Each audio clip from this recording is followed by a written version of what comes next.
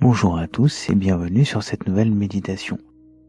Après avoir analysé l'enlèvement ensemble lors de la précédente vidéo, nous avions entreaperçu un sujet qui lui était lié.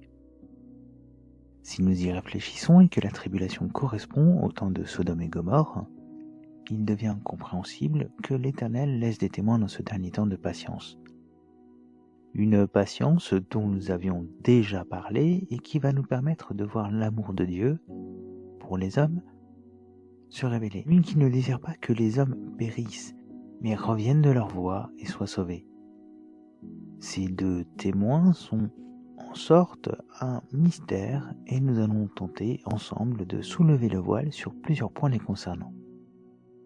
Cela aura-t-il bien lieu après l'enlèvement? Pourquoi sont-ils ici? Pourquoi sont-ils deux? Que doit-il leur arriver? Comment le monde pourrait tenter de les cacher? Qui sont-ils? Toutes ces questions ont leur importance et seront traitées dans ce partage.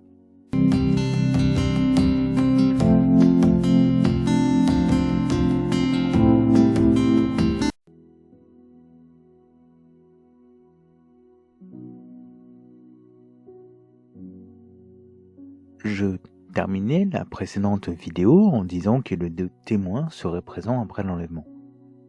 Mais est-ce réellement le cas? Seront-ils le dernier appel de Dieu avant les 7 coupes de la colère qui débutent après la 7e trompette? Je vous prie d'avance de me pardonner si certaines de mes réponses ici viennent encore semer un peu plus de trouble que lors de la précédente vidéo. Mais le Seigneur organise tout cela afin que ceux qui le cherchent le fassent afin de le servir en esprit et en vérité, comme cela a déjà été expliqué. Lisons ensemble, pour commencer, le passage concernant ces deux témoins. Apocalypse, chapitre 11, versets 1 à 13. Et il me fut donné un roseau semblable à une verge, et il me fut dit, lève-toi et mesure le temple de Dieu et l'autel et ceux qui y adorent, et le parvis qui est en dehors du temple. Rejette-le, et ne le mesure point, car il a été donné aux nations, et elles fouleront au pied la cité sainte 42 mois. Et je donnerai puissance à mes deux témoins, et ils prophétiseront 1260 jours, vêtus de sacs. Ceux-ci sont les deux oliviers et les deux lampes qui se tiennent devant le Seigneur de la terre. Et si quelqu'un veut leur nuire, le feu sort de leur bouche et dévore leurs ennemis. Et si quelqu'un veut leur nuire, il faut qu'il soit ainsi mis à mort. Ceux-ci ont le pouvoir de fermer le ciel, afin qu'il ne tombe point de pluie, durant les jours de leur prophétie. Et ils ont le pouvoir sur les eaux pour les changer en sang, et pour frapper la terre de toutes sortes de plaies, toutes les fois qu'ils le voudront. Et quand ils auront achevé leur témoignage, la bête qui monte de l'abîme leur fera la guerre, et les vaincra, et les mettra à mort, et leur corps mort sera étendu sur la place de la grande ville, qui est appelée spirituellement Sodome et Égypte, où aussi leur Seigneur a été crucifié. Et ceux des peuples et des tribus, et des langues, et des tribus, et des langues, et des nations, voient leur corps mort durant 3 jours et demi. Et ils ne permettent point que leur corps mort soit mis dans un sépulcre. Et ceux qui habitent sur la terre se réjouissent à leur sujet, et font des réjouissances, et ils s'enverront des présents les uns aux autres, parce que ces deux prophètes tourmentaient ceux qui habitaient sur la terre. Et après les 3 jours et demi, l'esprit de vie venant de Dieu entra en eux, et ils s'enterrèrent sur leurs pieds, et une grande crainte tomba sur ceux qui les contemplaient. Et jouit une grande voix venant du ciel, leur disant, « Montez ici. » Et ils montèrent au ciel, dans la nuit, et leurs ennemis les contemplèrent. Et à cette heure-là, il y eut un grand tremblement de terre, et la 10e partie de la ville tomba, et 7 000 noms d'hommes furent tués dans le tremblement de terre. Et les autres furent épouvantés et donnèrent gloire au Dieu du ciel.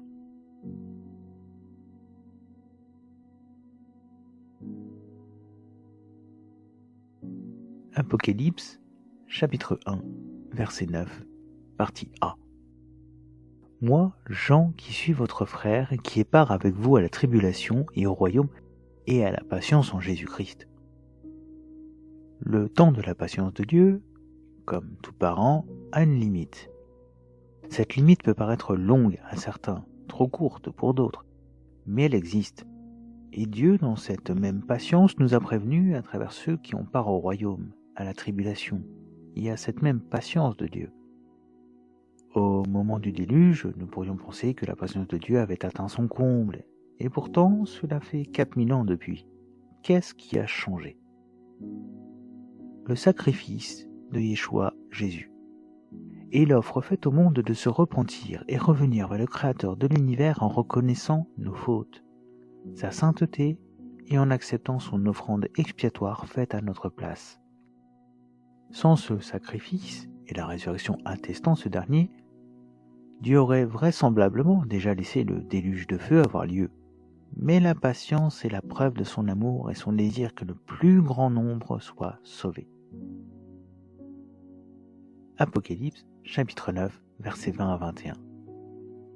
Et les autres hommes qui n'avaient pas été tués par ces plaies ne se repentirent pas des œuvres de leurs mains, pour ne pas rendre hommage aux démons et aux idoles d'or et d'argent et d'airain et de pierre et de bois, qui ne peuvent ni voir, ni entendre, ni marcher. Et ils ne se repentirent pas de leur meurtre, ni de leur magie, ni de leur fornication, ni de leur larcin. Le temps de la patience est afin que tous puissent avoir l'occasion de se repentir, de s'apercevoir et de prendre une décision. La patience de Dieu n'est pas une ignorance ou l'acceptation, au contraire. La parole déclare que Dieu sait ce que nous faisons, mais que nous pouvons persister ou changer. Que celui qui est injuste commette encore l'injustice, et que celui qui est souillé se souille encore, et que celui qui est juste pratique encore la justice, et que celui qui est saint soit sanctifié encore.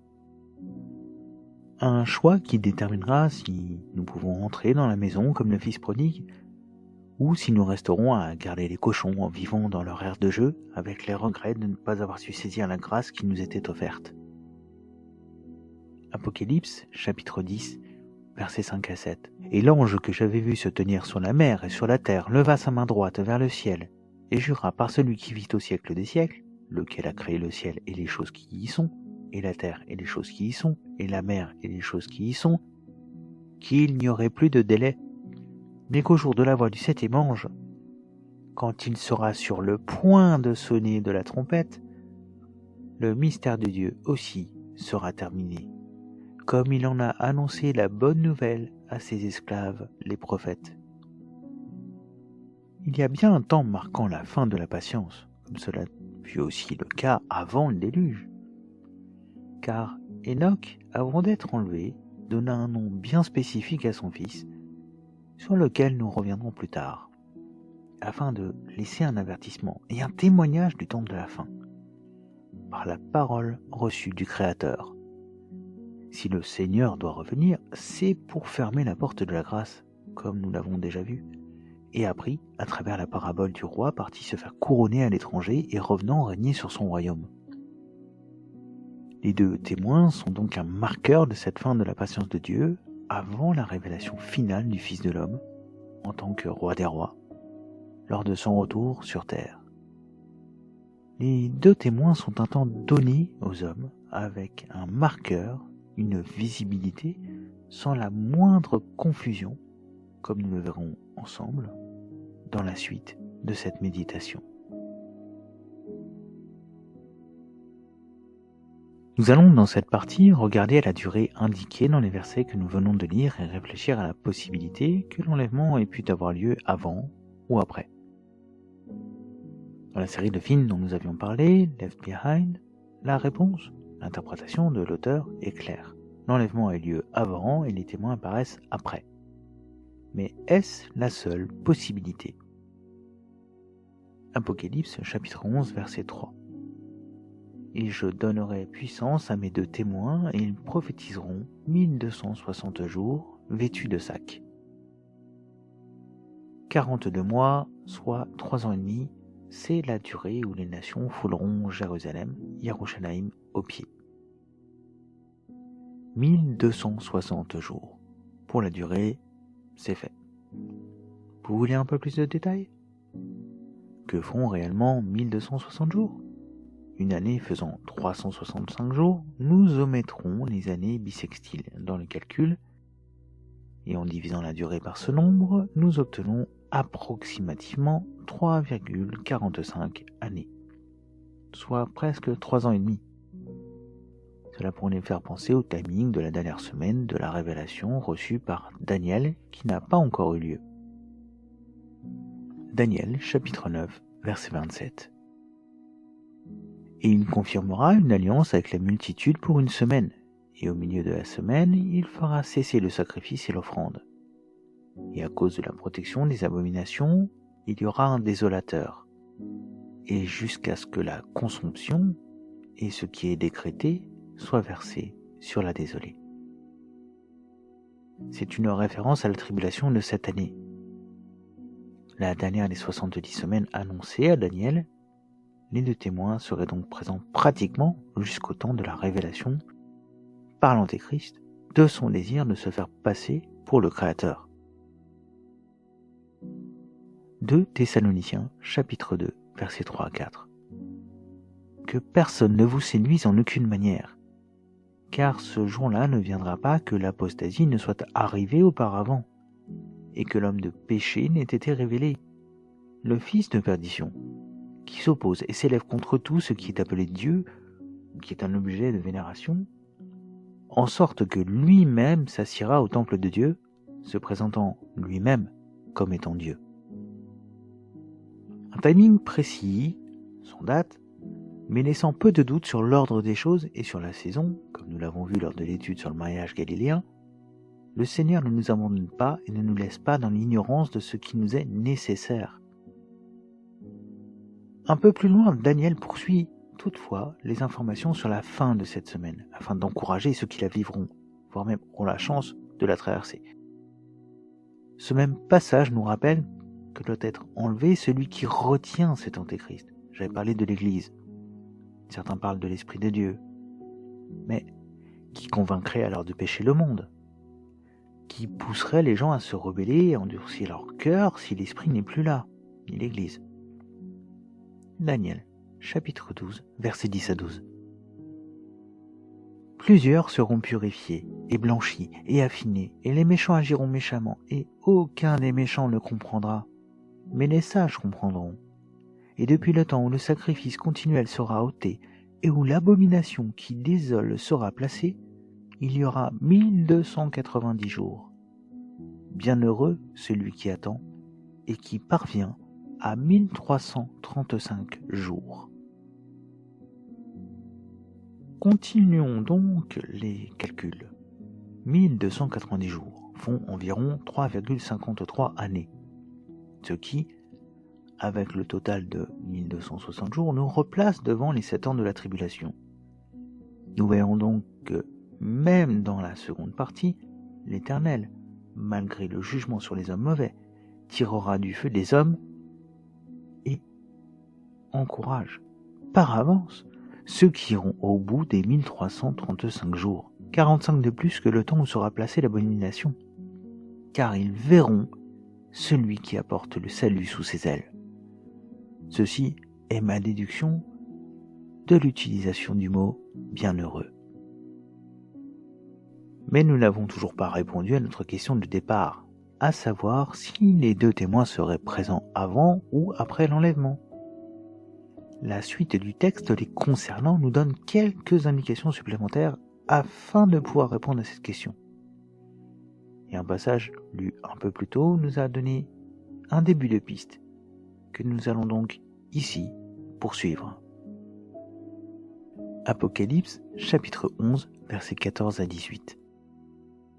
Le second malheur est passé. Voici, le troisième malheur vient promptement. Et le 7e ange sonna de la trompette, et il y eut dans le ciel de grandes voix, disant, le royaume du monde de notre Seigneur et de son Christ est venu, et il régnera au siècle des siècles. Et les 24 anciens qui sont assis devant Dieu sur leur trône tombèrent sur leurs faces et rendirent hommage à Dieu, disant : Nous te rendons grâce, Seigneur Dieu Tout-Puissant, celui qui est et qui était, de ce que tu as pris ta grande puissance et de ce que tu es entré dans ton règne. Et les nations se sont irritées, et ta colère est venue, et le temps des morts pour être jugé, et pour donner la récompense à tes esclaves les prophètes, et aux saints, et à ceux qui craignent ton nom, petits et grands, et pour détruire ceux qui corrompent la terre. La 7e trompette, temps dont j'avais déjà fait mention lors de la dernière méditation, comme étant ce que je considère le plus important de ne pas déconsidérer, et ne pas croire être enlevé avant la tribulation de 7 ans. Je peux me tromper, mais dans la logique, pourquoi l'Église serait enlevée et les 2 témoins laissés ensuite ? En témoignage ? Cela est possible, et nous y viendrons sur l'une des possibilités que nous analyserons un peu plus tard. Mais une autre possibilité est que l'enlèvement ait lieu après la résurrection des 2 témoins, au moment de la 7e trompette, tous en même temps. Ainsi, pas d'injustice vis-à-vis des 2 témoins. Cela signifierait que le monde aurait un double avertissement en même temps et ne pourrait pas tenter de cacher ces événements, car tout serait lié.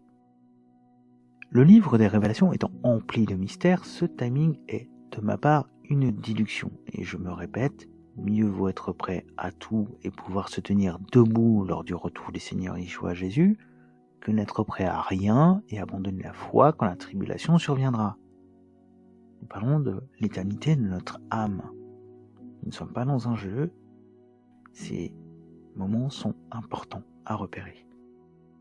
Avant de réfléchir si le monde pourrait cacher leur présence, leur existence, ou à regarder leur rôle pendant ces 3 ans et demi, nous allons essayer de trouver qui pourraient être ces 2 hommes, ces 2 témoins, si la parole nous le permet.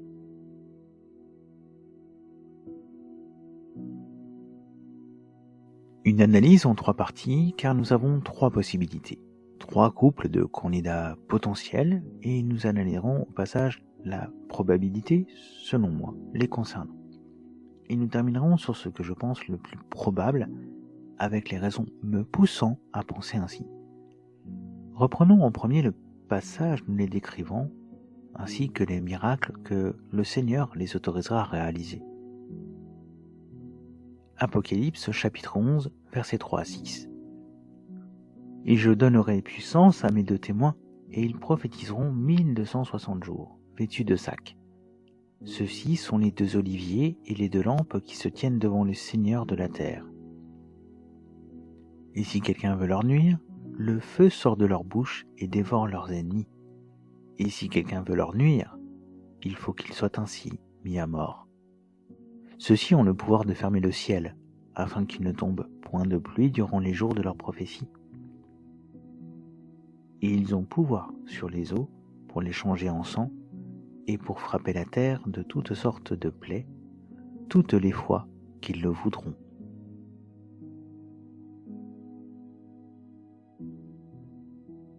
C'est la partie la plus compliquée me concernant, car le texte ne me semble pas du tout allégorique sur ce point, même si je comprends la déduction de certains en se basant sur le fait que les 2 témoins sont 2 oliviers. Mais ces témoins feront des miracles qui n'ont pas été donnés à l'Église jusque-lors, mais qui semblent liés à des événements passés et aux 2 prochaines personnes que nous allons analyser un peu plus loin.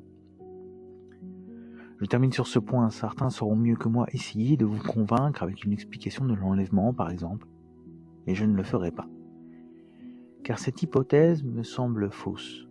Cela reste un avis personnel, mais cela ne peut pas être Israël, car quand l'Église sera enlevée, Israël sera laissé, afin de servir de témoignage contre le monde, et afin que le monde pousse le Seigneur à revenir.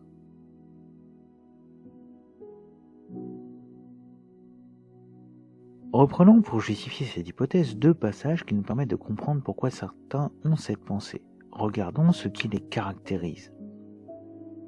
Apocalypse, chapitre 11, versets 5 à 6. Et si quelqu'un veut leur nuire, le feu sort de leur bouche et dévore leurs ennemis. Et si quelqu'un veut leur nuire, il faut qu'il soit un signe à mort. Ceux-ci ont le pouvoir de fermer le ciel, afin qu'il ne tombe point de pluie durant les jours de leur prophétie.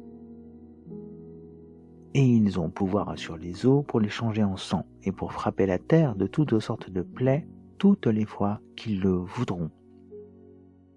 Ils ont le pouvoir de fermer le ciel, de changer les eaux en sang, et de frapper la terre de toutes sortes de plaies. Fermer le ciel, cela nous rappelle Élie, en effet, l'eau en sang et les plaies à Moïse. Mais y a-t-il une parole qui pourrait nous confirmer cela ? Car en effet, si le feu sort de leur bouche, et que sont mis à mort ceux qui veulent leur nuire, cela ne permet pas directement de pouvoir savoir, de pouvoir confirmer de qui il est parlé. Matthieu, chapitre 17, versets 1 à 8. Et après 6 jours, Jésus prend avec lui Pierre et Jacques et Jean, son frère, et les mène à l'écart sur une haute montagne. Et il fut transfiguré devant eux, et son visage resplendit comme le soleil, et ses vêtements devinrent blancs comme la lumière. Et voici, Moïse et Élie leur apparurent, parlant avec lui. Et Pierre, répondant, dit à Jésus, « Seigneur, il est bon que nous soyons ici. Si tu le veux, faisons ici 3 tentes, une pour toi, et une pour Moïse, et une pour Élie. » Comme il parlait encore, voici, une nuée lumineuse les couvrit. Et voici, une voix de la nuée disant, « Celui-ci est mon fils bien-aimé, en qui j'ai trouvé mon affection. Écoutez-le. » Ce que les disciples ayant entendu, ils tombèrent le visage contre terre et furent saisis d'une très grande peur. Et Jésus, s'approchant, les toucha et dit, « Levez-vous et n'ayez point de peur. » Et eux, levant leurs yeux, ne virent personne que Jésus seul. Le passage de la transfiguration est souvent utilisé pour justifier ces 2 témoins. Nous voyons que Moïse et Élie sont avec le Seigneur sur la terre d'Israël, comme les 2 témoins seront à Jérusalem, Yerushalayim. Élie est le prophète qui a fait fermer le ciel et a empêché de pleuvoir pendant 7 ans. Il est donc logique de le reconnaître ici, et sa présence aux côtés du Seigneur mérite un message entier pour pouvoir l'expliquer, si le Seigneur le permet un jour. Moïse est celui qui a fait changer les eaux de toute l'Égypte en sang et a annoncé les 10 plaies. Nous pourrons donc conclure avec ces 2 passages de notre analyse que les 2 témoins pourraient être Moïse et Élie. Mais la parole nous interdit cette pensée. Regardons donc ensemble à ce qui me semble être l'objection à cette possibilité. Jude, chapitre 1, verset 9. Mais Michel, l'archange, quand, discutant avec le diable, il contestait touchant le corps de Moïse, n'osa pas proférer de jugement injurieux contre lui, mais il dit « Que le Seigneur te censure ». Nous savons qu'il n'est donné aux hommes de ne mourir qu'une seule fois, après quoi vient leur jugement, selon Hébreux, chapitre 9, verset 27. Et que Moïse est bien mort, comme l'Éternel le lui a annoncé en Deutéronome, chapitre 32, versets 50 à 52. Et tu mourras sur la montagne sur laquelle tu monteras, et tu seras recueilli vers tes peuples, comme Aaron, ton frère, est mort sur la montagne de Hor. Il a été recueilli vers ses peuples. Parce que vous avez été infidèles envers moi, au milieu des fils d'Israël, aux eaux de Méribal-Kadès, dans les déserts de Tsin, en ce que vous ne m'avez pas sanctifié au milieu des fils d'Israël. Car tu verras devant toi le pays, mais tu n'y entreras pas, dans le pays que je donne aux fils d'Israël. Moïse est donc bien mort. Son corps a été le sujet d'une lutte avec l'ennemi, afin de l'empêcher d'en faire un objet de culte. Et le Seigneur a béni Moïse en lui permettant, avant de mourir, de voir la terre d'Israël, depuis la montagne où il mourut. Mais le Seigneur, en la personne de Yeshua, est venu racheter tous les péchés. Et c'est ce que nous montre sa présence auprès du Seigneur au moment de la transfiguration. Yeshua, Jésus, est celui qui nous rachète, sur la base de son œuvre, et nous fait entrer dans la terre promise, même si nous devions en être interdits. Par sa résurrection, en gloire, afin que tous soient sauvés. Alors, ce couple de candidats potentiels n'est donc pas le bon, sauf si nous considérons que les deux témoins pourraient être Moïse et Élie, mais en termes d'esprit, recouvrant des personnes. C'est-à-dire qu'elles sont recouvertes de l'esprit de Moïse et d'Élie, comme Jean le Baptiste fut recouvert de l'esprit d'Élie, sans être Élie. Et cela mérite de se demander pourquoi ce ne fut pas Élie lui-même. Regardons ensemble la dernière possibilité, selon moi, dans laquelle nous expliquerons pourquoi Élie reste encore un candidat, même si une ébauche a déjà été donnée ici.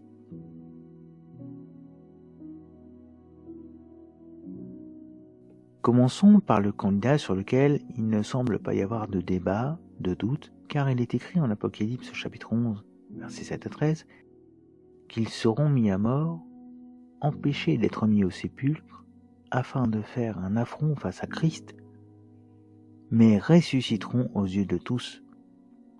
Plus de questions de type « Où est le corps ?» D'ailleurs, cette question s'est déjà posée pour Élie. 2 Rois, chapitre 2, versets 11 à 18. Et il arriva, comme ils allaient marchant et parlant, que voici un char de feu et des chevaux de feu. Et ils les séparèrent l'un de l'autre. Et Élie monta aux cieux dans un tourbillon. Et Élisée le vit et s'écria « Mon père, char d'Israël et sa cavalerie !» Et il ne le vit plus. Et il saisit ses vêtements et les déchira en 2 pièces. Et il releva le manteau d'Élie qui était tombé de dessus lui, et s'en retourna, et se tint sur le bord du Jourdain. Et il prit le manteau d'Élie qui était tombé de dessus lui, et frappa les eaux, et dit « Où est l'Éternel, le Dieu d'Élie ?» Lui aussi frappa les eaux, et elles se divisèrent de ça et de là. Et Élisée passa. Et les fils des prophètes qui étaient à Jéricho, vis-à-vis, le virent et dirent « L'esprit d'Élie repose sur Élisée. » Et ils allèrent à sa rencontre, et se prosternèrent devant lui en terre, et lui dirent « Voici, il y a avec tes serviteurs 50 hommes, des hommes vaillants, qu'ils aillent, nous te prions, et qu'ils cherchent ton maître. L'Esprit de l'Éternel leur a peut-être emporté, et leur a jeté sur quelques montagnes, ou dans quelques vallées. » Et il dit « N'y envoyez pas. » Et ils le pressèrent jusqu'à ce qu'il en fût honteux, et il leur dit « Envoyez. » Et ils envoyèrent 50 hommes, et ils cherchèrent 3 jours, et ne le trouvèrent pas. Et ils retournèrent vers Élisée, il habitait à Jéricho, et il leur dit « Ne vous ai-je pas dit, n'y allez pas ?» Élie est enlevé devant Élisée, mais les hommes ont du mal à croire les miracles, les témoignages de ceux qui ont vu. Cela nous rappelle les apôtres et la réception de leurs propos. Mais Dieu saura répondre la prochaine fois à la provocation des hommes. Car empêcher d'enterrer les corps n'est pas parce qu'ils ne croient pas à la résurrection, mais bien un signe de rébellion, car ils ne croient pas au miracle, et iront jusqu'à bafouer la dignité des 2 témoins. Élie n'est donc pas mort et peut donc être mis à mort avant d'être ressuscité au bout de 3 jours. Tournons-nous donc vers le second candidat, afin de voir pour quelles raisons cela semble aussi une très forte possibilité. Genèse chapitre 5, versets 21 à 23. Et Enoch vécut 65 ans, et il engendra Méthusélah. Et Enoch, après qu'il eut engendré Méthusélah, Mathusalem, marcha avec Dieu 300 ans. Et il engendra des fils et des filles. Et tous les jours de Enoch furent 365 ans. Et Enoch marcha avec Dieu, et il ne fut plus, car Dieu le prit. Enoch, lui aussi, fut enlevé vivant, et n'ayant pas connu la mort, peut être considéré comme l'un des 2 témoins. Mais quelques questions se posent. Pourquoi eux ? Pourquoi les miracles sont ceux d'Élie et de Moïse ? En ce qui concerne Enoch, il a tout de même prophétisé du temps du déluge par rapport au nom de son fils, comme cela a déjà été démontré dans une autre vidéo précédemment. Répondons donc à la première question par un verset qui me semble approprié ici. En effet, il est notre paix, lui qui des 2 groupes n'en a fait qu'un et qui a renversé le mur qui les séparait, la haine. Par sa mort, il a rendu sans effet la loi avec ses commandements et leurs règles, afin de créer en lui-même un seul homme nouveau à partir des deux, établissant ainsi la paix. Il a voulu réconcilier l'un et l'autre avec Dieu en les réunissant dans un seul corps au moyen de la croix, en détruisant par elle la haine. Il est venu annoncer la paix à vous qui étiez loin et à ceux qui étaient près. À travers lui, en effet, nous avons les uns et les autres accès auprès du Père par le même esprit.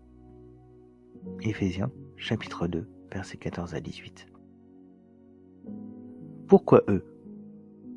Élie est prophète d'Israël après le déluge, tandis que Enoch a prophétisé, et pour le monde, avant le déluge. Cela montre la volonté de Dieu de dire que son salut est pour tous, en tout temps. Le juif en premier et ensuite le grec, qui représente les nations. Et le choix avant et après le déluge est afin de rappeler que cela est réellement de tout temps. En fait, les deux témoins, en dehors d'être enlevés après leur résurrection, comme l'Église le sera en son temps, sont une image de cette dernière, montrant que peu importe l'origine, Israël ou nation, peu importe l'époque avant ou après déluge, avant ou après le premier exode, le second qui vient par Christ se réalisera. La révélation se faisant sans qu'il ne soit plus possible de la retarder, car le temps de la patience de Dieu touche à sa fin. Leur présence n'empêche pas l'Église de continuer d'évangéliser, si elle est encore présente. Je continue de considérer les deux temps afin de laisser chacun chercher la face du Seigneur pour trouver la réponse.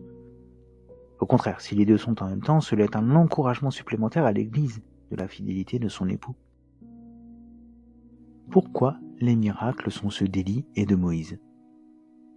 En premier pour le juif, car ils sauront reconnaître ces miracles dont ils ont entendu parler à la synagogue et dans les maisons, dans les célébrations de Pessah, la Pâque. Il faut qu'il soit reconnu afin que le peuple de Dieu soit remis devant son refus, comme il a été refusé en premier à Moïse, par exemple, en lui demandant qui l'avait choisi comme chef. C'est un sceau de Dieu, afin que tous puissent voir. Et pour les nations, combien sommes-nous encore à ne pas avoir entendu parler des 10 commandements? Du film avec Charlton Heston, à une comédie musicale, ou même jusqu'au prince d'Égypte. Les nations, même si elles ont rejeté le reste de la parole, ont pu recevoir le témoignage des fléaux en Égypte, elles aussi.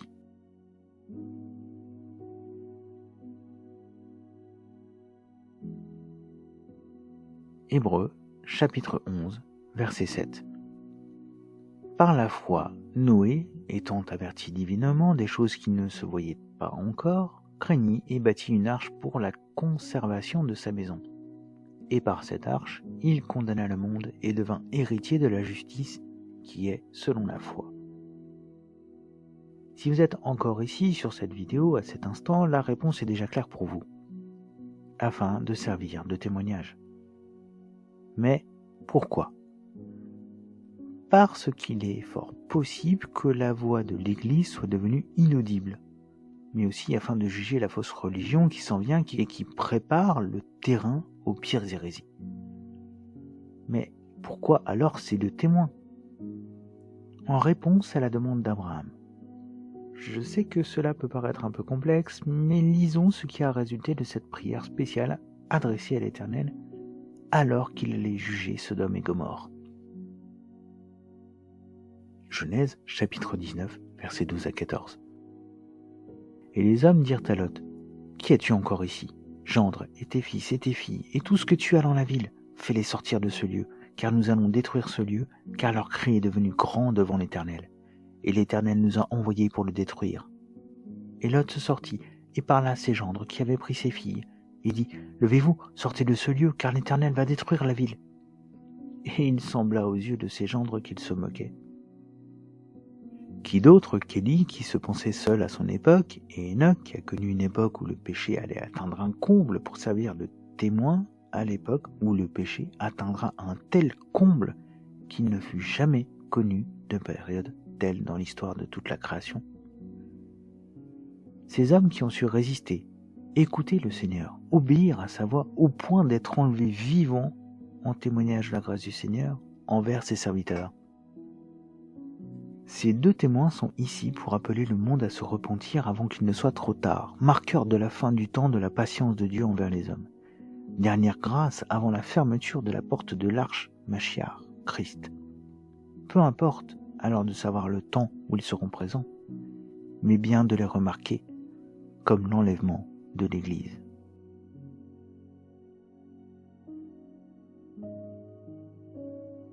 J'avais parlé d'une possibilité de cacher sous un autre prétexte l'enlèvement de l'Église, mais ici la parole nous donne directement la réponse sur cette possibilité. Lisons ensemble. Apocalypse, chapitre 11, versets 7 à 13.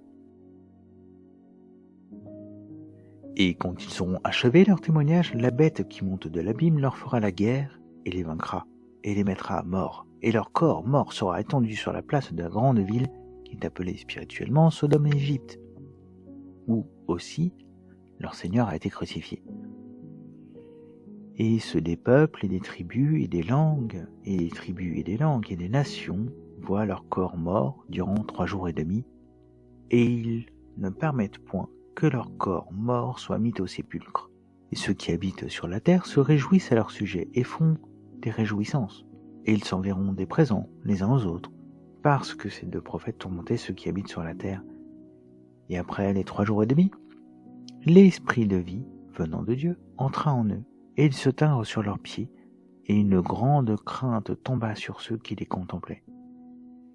Et jouit une grande voix venant du ciel, leur disant : Montez ici. Et ils montèrent au ciel dans la nuit, et leurs ennemis les contemplèrent. Et à cette heure-là, il y eut un grand tremblement de terre, et la 10e partie de la ville tomba, et 7000 noms d'hommes furent tués dans le tremblement de terre, et les autres furent épouvantés, et donnèrent gloire au Dieu du ciel. Je ne sais pas comment cacher un tel événement, surtout quand nous lisons que les gens du monde s'enverront des présents dans leur liesse de la mort des 2 témoins, qui pointaient leurs péchés, et leur rappelant leur responsabilité face au Seigneur. Mais comment le monde pourrait alors cacher leur résurrection et leur enlèvement, au point que certains rendront gloire au Dieu du ciel ? Cela est impossible, tout simplement. Le monde fera connaître ces 2 témoins, leurs actions, leur mort, leur résurrection et leur enlèvement au ciel, pour être avec leur Seigneur et Sauveur. Un témoignage de ce que celui qui est le premier des morts, de celui qui détient dorénavant par la victoire qu'il s'est acquise les clés du séjour des morts et la victoire finale sur la mort. C'est d'ailleurs la raison pourquoi nous sommes à 3 jours et demi, et non pas à 3 jours comme le Seigneur, ou 4 jours comme Lazare, mais bien 3 jours dont nous avions déjà parlé dans une précédente vidéo.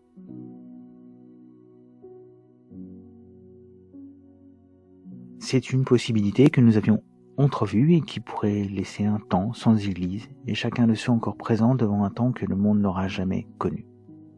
Dieu laissant Babylone être finalement construite pleinement. Daniel 12, verset 1. À cette époque-là se dressera Michel, le grand chef, celui qui veille sur les enfants de ton peuple. Ce sera une période de détresse telle qu'il n'y en aura pas eu de pareille depuis qu'une nation existe jusqu'à celle-là. À ce moment-là, ceux de ton peuple qu'on trouvera inscrits dans le livre seront sauvés. Un temps dont Yeshua, Jésus, reparlera en Matthieu 22 et Marc 13. Car alors la détresse sera si grande qu'il n'y en aura pas eu de pareil depuis le commencement du monde jusqu'à présent, et qu'il n'y en aura jamais plus. Et si ces jours n'étaient pas abrégés, personne ne serait sauvé. Mais à cause de ceux qui ont été choisis, ces jours seront abrégés. Si quelqu'un vous dit alors, le Messie est ici, ou il est là, ne le croyez pas, car le prétendu Messie et le prétendu prophète surgiront. Ils feront de grands prodiges et des signes miraculeux, au point de tromper, si cela était possible, même ceux qui ont été choisis. Un temps de détresse inimaginable, mais le Seigneur nous donne encore un encouragement afin de mettre nos dernières forces pour résister à cet ennemi de nos âmes, et de le rencontrer, lui, le Seigneur, au bout de la course. Je clôturerai ainsi ces 2 vidéos sur ces quelques versets qui apaisent mon cœur, car que nous soyons enlevés ou laissés, le Seigneur nous démontre que, bien qu'obligé d'agir, il ne désire pas que nous périssions, mais que nous changions de voie et vivions. Daniel chapitre 12 versets 10 à 12. Plusieurs seront purifiés et blanchis et affinés, et les méchants agiront méchamment. Et aucun des méchants ne comprendra, mais les sages comprendront. Et depuis le temps où le sacrifice continuel sera ôté, et où l'abomination qui désole sera placée, il y aura 1290 jours. Bienheureux celui qui attend, et qui parvient à 1335 jours. Je vous donne rendez-vous lors de la prochaine vidéo. D'ici là, n'hésitez pas à laisser un commentaire ou à vous abonner pour être tenu au courant de la prochaine sortie, ou même à aller télécharger les livres mis gratuitement à disposition. Que l'Éternel vous bénisse et vous garde.